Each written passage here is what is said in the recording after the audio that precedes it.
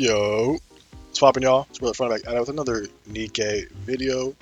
Hopefully y'all have been doing well. I myself have been actually playing a lot of Arknights Enfield recently, so I might end up putting out a first impressions video sometime soon now, because I think we just reached or are about to reach the 1 week point.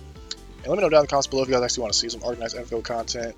Normally I don't stay too long on the open world gachas for various different reasons depending on the game, but I've been actually enjoying it for the time being, and I do actually like the Arknights IP. I do think they have, or at least they're probably in my top 5 in terms of purely off of character designs. I do think they have some of the best artwork in the industry, but other than that, that's neither here nor there. We're talking about Nikke today. We've got a lot of information going on for the next event, the next upcoming character. We got some patch notes, some dev notes, all that good stuff.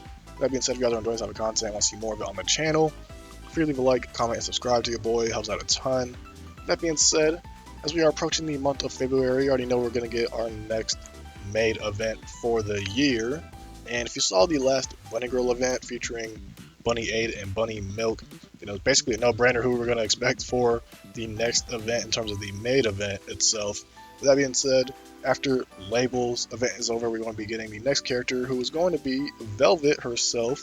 Looking very nice here to get a costume redesign. Very interesting to see.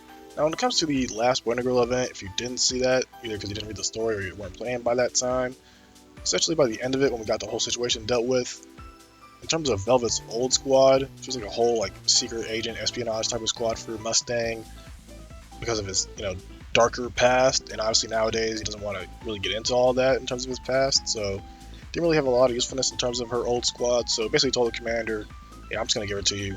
You can literally just put on whatever squad you think is suitable to have her on. And again, with Ed being one of the premier characters in that event, it made sense that she came to the Made for You squad, so they had a pretty big dynamic going there compared to Milk, at least. So yeah, she's gonna be the next upcoming character. I will say, for those of you that are curious about her OG costume, are kind of sad that it's not being shown here, we actually are going to be getting it as the mission pass skin for February, as you guys can see here. So I will say, obviously, it's going to depend on you if you actually want to end up going for it or not. Even though it would have been nice to obviously get it for free, since it was the skin that she was debuted with. I mean, let's face it, they were not going to give us that skin for free, unfortunately. So it is what it is. But at the very least, it's a $20 skin compared to a $60 gacha skin. So it is what it is. Not going to complain too much. I'm probably not going to get it, to be honest with you, if I even go for the character. We'll have to wait and see. But other than that, as always, got a preview here of the actual event itself, Fatal Maid. Very curious to see this time around what the actual event story is going to be centered around this year. And if they, have any hints or potential leaks, I'll say, in terms of what we can expect for next year's main event. Curious to see that as well. Other than that, they do, of course, link the patch notes. And in terms of the patch notes, there's really not a whole lot that's too important here. That's not, self-explanatory at this point. Biggest things, obviously getting Label added to the ordinary recruitment banner and all that good stuff. Other than that, there's going to be a rerun, a costume rerun for the last year's main event, being the Sin skin, like the casual looking skin or casual outfit skin, the Trony maid skin, the Signal casual outfit skin, as well as the maid skin for Drake. And they're going to be available for a limited time, so if you missed out on them and you want to pick them up, feel free to do it while they're around. I only have Drake skin and I think Sins, but they are honestly some pretty decent skins, all things considered, if you do like those characters. So, and they'll be around $20 USD, I believe, as well, since they're going to be in the regular cash shop. So you can take advantage of that if you like. And then beside that, are getting the last year's main event in the archives. So if you missed out on that story, you can peep that out. And we're also getting the mini game that event had added to the arcade, so there's that as well. Outside of that, there's pretty much nothing else to really talk about. So next up, we're going to be taking a look at her kit here. And I already had it on the last slide because it's actually my second retake of this video, because I didn't realize I didn't have the sound playing on my OBS for this video. But I'm going to take a look real quick at her motion demonstration and then dive into her skill kit. Kill kit? Alright. I'm tweaking today, I don't know what's going on. We'll say the physics this time around aren't too crazy. She's an SR character, so it's kind of to be expected. But I'm curious to see how it'll look for her actual bunny skin.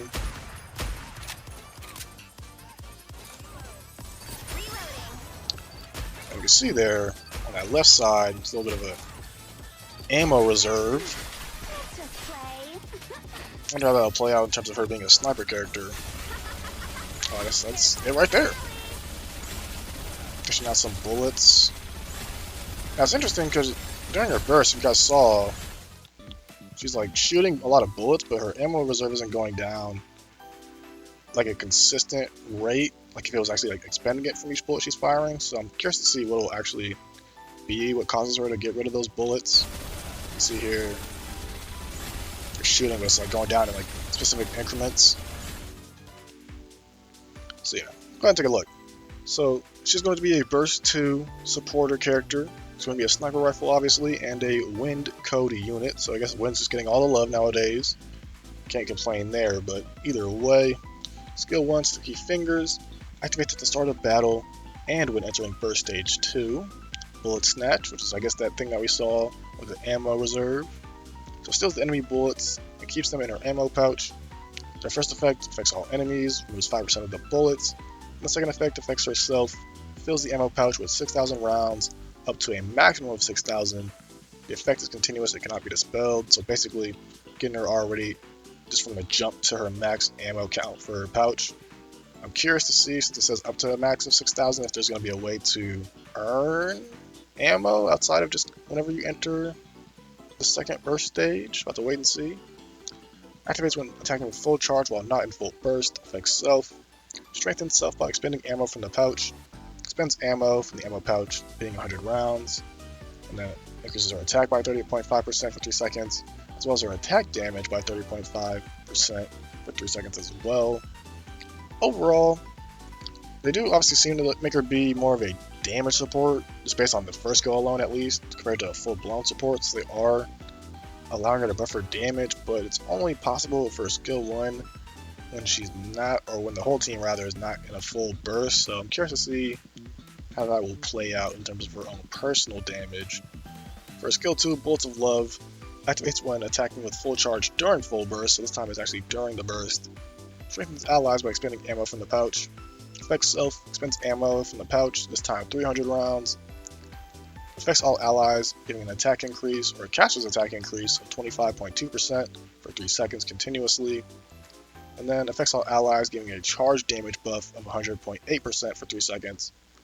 Activates after landing 50 normal attacks during full burst, which might seem crazy for a sniper character, but again, since her weapon does change in her burst, it should be pretty easy to manage, I'd say. It doesn't look like it was shooting at like an AR or machine gun rate of fire.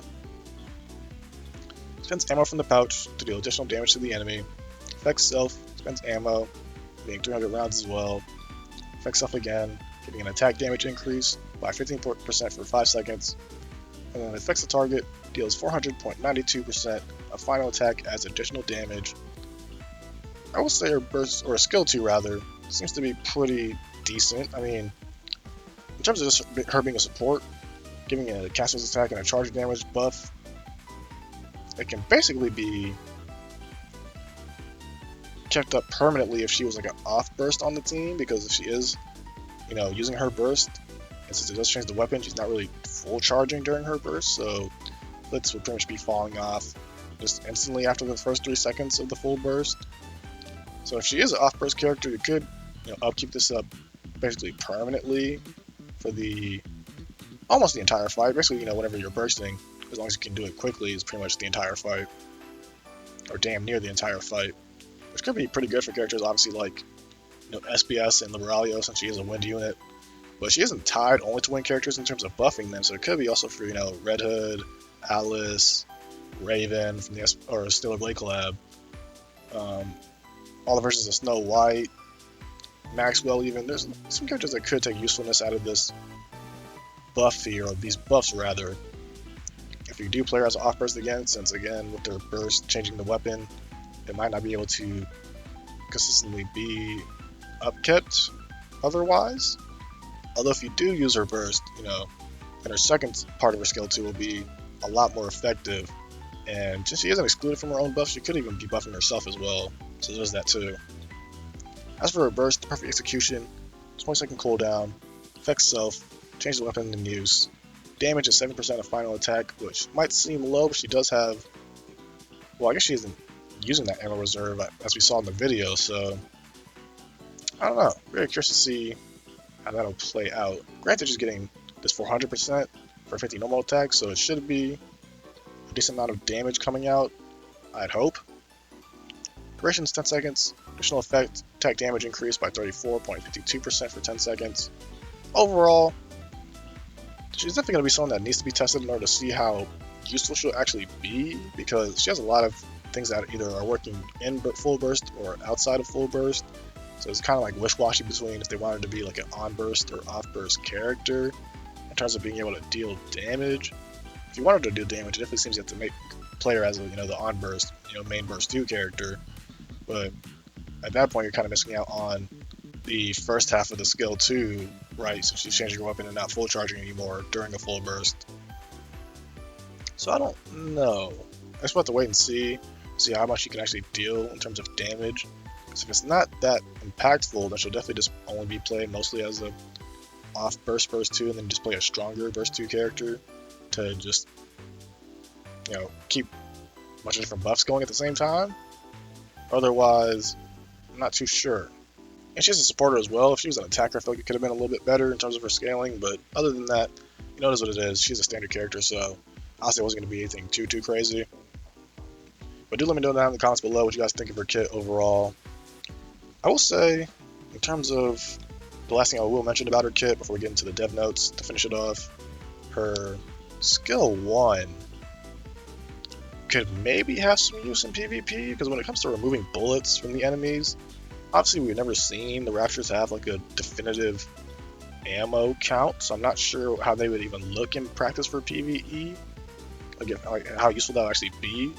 But if it can be used in PvP, this could be a pretty useful nerf to certain characters with low ammo counts in PvP.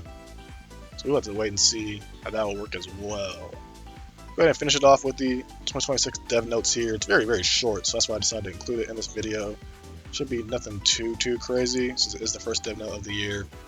Either way, let's go ahead and get into it. Dear Commanders, I'm going to take you, the director of Nikke. It's the first dev note of 2026, and I'd like to share this year's planned update directions and goals. Through this note, I hope to give you a glimpse of where the Nikke development team is headed in the coming year. First things first, we got story updates. 2026, we will continue to refine its storytelling, ensuring that characters, battles, animations, music, and narrative elements complement each other to create a more cohesive experience. Key story updates are scheduled as follows. So we have a main story update coming in February, we got a main story and a side story update in April, a main story update in August, and then a main and side story update for October, obviously right before the 4th anniversary to kind of hype that up. The February main story update will serve as a pivotal moment, tying together many of these storylines that have been building so far, while setting a clear path forward. It will focus on structuring the narrative flow. It will also include several memorable scenes. Pretty hyped for that. Just to see what direction they're kind of going to be going in. Additionally, throughout 2026, the stories of the Nikkes will progress further, delving into the past of certain CEOs, which we did hear about in I believe it was a Famitsu interview late last year. They talked about that. Uncovering Oswald's untold tales, and introducing a variety of other compelling narratives. Personally, I'm especially excited about the main story and event story updates planned for the 4th Annie. This will be a moment where the emotions and narratives built up over time converge meaningfully. We're working hard to ensure commanders can fully immerse in the world and characters of Nikke. Based off that phrasing, I'm very curious to see who will actually be the 4th Annie, because I definitely doubt they'll do Lilith for the 4th Annie. I feel like they'd be kind of cutting things way too quickly in terms of pacing. So I'm kind of curious to see where that'll lead up in terms of converging. I definitely would like to have Hansel and Gretel, obviously, since we do need to get them from the Hotel Squad, and we do know that the Cinderella, Grave, and Siren are on a mission to meet up with them at some point. So I'm sure that'll probably be another big focus for the story narrative overall. Up next, we got battle content updates. So if there's one thing important as narrative in Goddess of Victory Nikke. It's the battle content that you experience alongside the Nikkes. In 2026, our top priority for battle content is to deliver a stable gameplay experience while ensuring stability. We also plan to introduce several content updates we'd like to share here. This year, we plan to roll out 2 updates for Solar Ray Museum boss in February and July. First, here are the February boss update guide. We're going to be getting Altizen, Modernia, and Stormbringer for the museum game mode. At the same time, we will improve the Solar Ray Museum by making challenge mode replayable. Currently, once you clear challenge mode in the museum mode, it transitions to the no limit mode, making it impossible to revisit challenge mode. With this update, we've listened to feedback from commanders who want to replay challenge mode under its level 400 restrictions, and adjusted it to allow repeated attempts. This change aims to provide an environment where players can test boss content and research battle strategies under more varied conditions. Sincerely appreciate the love and feedback commanders have shared for Nikke, and will continue refining battle content based on your experiences. Additionally, this year we plan to update the EX Raid tentative name content. Specific rules are still under discussion, but we hope to offer commanders who enjoy solo raids a more challenging experience and rewarding experience that was currently available. However, we recognize that this type of content can also lead to fatigue proportional to the sense of achievement. Therefore, EX Raid will be introduced as an annual content, serving as a year-end recap in place of the usual year-end solo raid. Detailed recollection rules and process mechanics will be shared at a later date. Overall, I definitely expected more bosses in Solar Ray Museum. That was pretty much a no-brainer. Honestly, surprised that we got it this late compared to when it was introduced.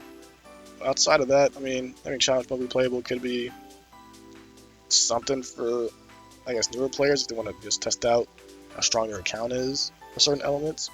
I feel like veterans probably wouldn't really care too much about this improvement unless they just really want to have a way to just min-max their damage potential against certain bosses if they do make their way back into the rotation. And then the EX Raid, it's definitely odd to make it just an annual thing, because then it's like, okay, well, what's the rewards going to look like in terms of that? Because if it's something that's, valuable, I feel like having it only be tied to one time a year is kind of too little. I feel like at least 2 times to 4 times, or at least 2 in the year, and then or 1 every quarter could be not as strenuous, I feel like, but that's what we'll have to wait and see for what that's actually going to look like. Next up, we have non-battle content development. Next, let's discuss surface content. In the previous dev notes, we've outlined plans for surface content improvements. However, after extensive internal discussions and careful review, we decided to temporarily postpone its implementation. To enrich surface content sustainably, we will need to implement over 100 improvements. After evaluating the required effort and direction, we concluded that at this time, focusing on narrative elements such as characters, story, graphics, and music that commanders can more directly engage with would be more impactful. Currently, we are preparing to further expand Nikke's world building and character relationships based on this decision and a wealth of ideas. Between 2026 and 2027, we'll share updates on various narrative-driven developments at appropriate intervals. Since we deferred surface content, we are committed to delivering results that justify this choice. We will strive to provide a richer, more satisfying narrative experience overall.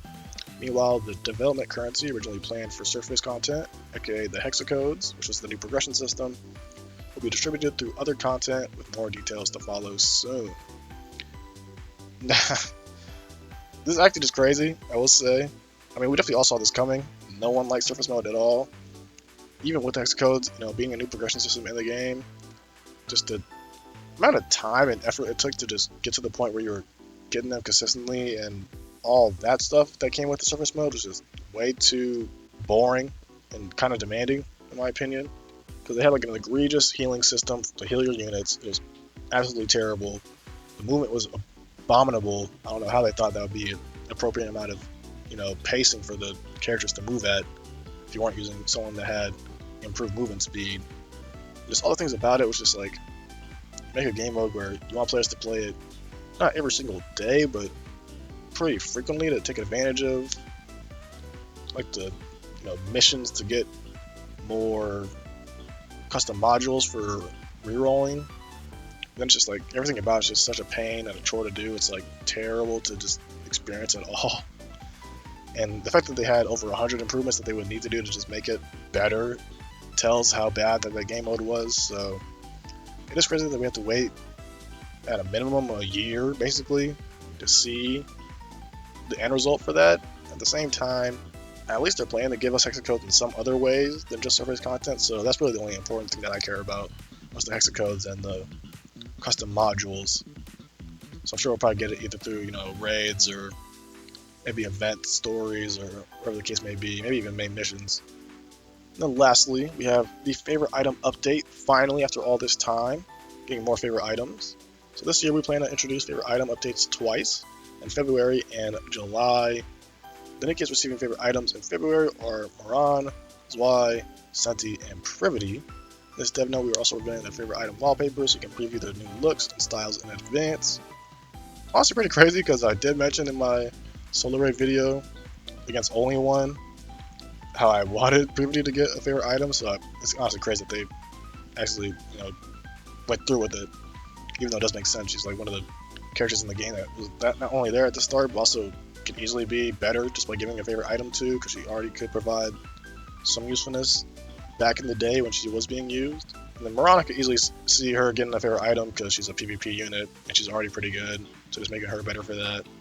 Same thing with Senti, but although I am curious to see if Senti's favorite item will only make her better for just PvP or if it'll make her better for both PvE and PvP. Hopefully it's the latter. And then Zwei didn't really get used anywhere, so I'm curious to see where she'll kind of shine, and it'll probably be more tailored towards PvE. So I assume they'll probably have these two be more focused towards PvE, and these two for PvP.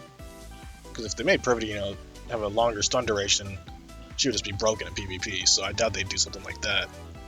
Lastly, this year we will continue to work on numerous improvements, including content, nearby features, overall technical optimizations. Our goal is to enhance gameplay density while minimizing unnecessary grind. We'll keep refining existing content with this principle in mind. And then in closing, they go through their whole, usual end of the dev note speech there. So overall, it's alright, I will say. Obviously, it's the first dev note of the year, so nothing too crazy. The biggest thing for sure is going to be favorite items. Definitely will be curious to see who's going to be the best of the bunch out of these four. I feel like it's definitely going to be either Privity or Moran, because the main thing with Senti was just her burst generation for PvP, so I doubt they'd make that better. They'd probably just make her more of an actual defender that can provide some type of defense for the team, make her a little bit stronger in PvP maybe. But it could be cool to see Zwei get something big to make her actually usable. It's gonna have more options for fire at least. But other than that, pretty much surface content getting pushed back for a year basically. Makes me wonder if they're going to scrap it. I feel like they wouldn't, like they did with Liberation, only because they put in a lot more resources with that mode. It would be literally just a waste of time and money if they decide to just scrap it entirely. But it does make me wonder what it's actually going to look like in the end product, because again, it was just terrible. So there's that there. And then Solar Ray Museum improvements. Take it or leave it. I'm not too big of a fan of the game mode. It's nice to have something that at least can be used for the raid practice, but other than that, it's not really providing anything in terms of lucrative awards that are either one time or, it's through a season or whatever. It's not really something I would go out of my way to, play. And then obviously main story updates, pretty much the same schedule that they usually have in terms of when to expect those. So that's gonna do it for this video. Hopefully you guys enjoyed. Let me know down in the comments below what you think of these dev notes, if you think they're anything too spectacular or not. And definitely let me know what you think of Velvet herself. Again, definitely a nice looking character. Hopefully she's more than just that in terms of her actual performance in game. We'll have to wait and see for the update. Either way, it's gonna be your brother Frona. I'll catch y'all in the next one. So y'all.